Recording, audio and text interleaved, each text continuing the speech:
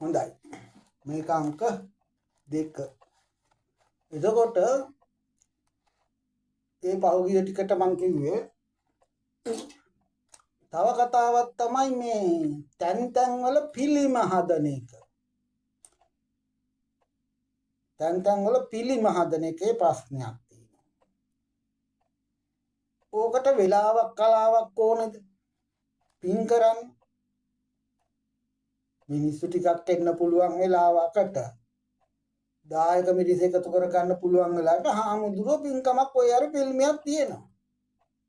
මස් කඩේ ඉස්සරහා බුදු කුටියක් හදනවා. නැත්තම් බාර් එක ඉස්සරහා බුදු කුටියක් හදනවා. නැත්තම් බාර් එක ඇතුලේ බුදු කුටියක් තියෙනවා.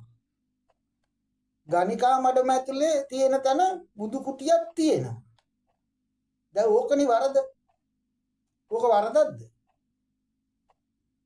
බුදුහාමුදුරුවන්ගේ ශාසනයේ අල්ලපු වැටේ තමයි සුකර මද්දුම හිටියේ. මස්සද්දා ප්‍රශ්නයක් කිව්වද? අනිත් එක තමයි බුදුහාමුදුරුවන්ගේ සීමාවක උඩට වහලක් ගහලා තියෙනවනම් ඒක තමයි බුදුහාමුදුරන්ගේ සීමාව. මේ ලෝකේ අනිත් ඒවා තුනයි කියන එක නෙමෙයි ප්‍රශ්නේ තියෙන්නේ. මස් කඩේ තුනයි කියන එක ප්‍රශ්නේ නෙමෙයි තියෙන්නේ. ගණිකා මඩම තියෙන තැන බුදු පිළිමේ තියෙන එක නෙමෙයි ප්‍රශ්නේ තියෙන්නේ.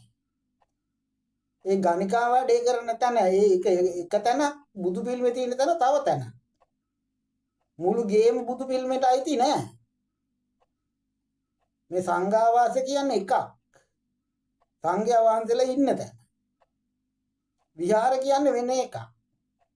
චේතිය කියන්නේ තවත් එකක්. බෝධිය කියන්නේ තවත් එකක්. ඒවා තියෙන අඩුපාඩුකම් හදාගන්න යන තැන. සංඝාවාසයේ තමයි අඩුපාඩු සහිතව ඉන්නේ. ඒ චිත්ත පීඩා විඳින කෙලෙස් ඇති වෙන නැති වෙන නිවන් අරගන්න මේක කරගන්න ඉන්න තැනනේ. මේ වගේ හේතු හදනවා. එතකොට දැන් අඩි 5ක පළලට අඩි 2ක පොඩි බුදු කුටියක් තියෙන මස් කඩේ ඉස්සරහා. දැන් ඔක වැරදිද? මස් කඩේ නම් කොහෙත්ම පවක් නැහනේ. මස් මරණ සත්ත්ව ඝාතනය කරන තැනක් කියමු ගව ඝාතකාගාරයක් කියලා. ඔක ප්‍රශ්නයක්ද? ගව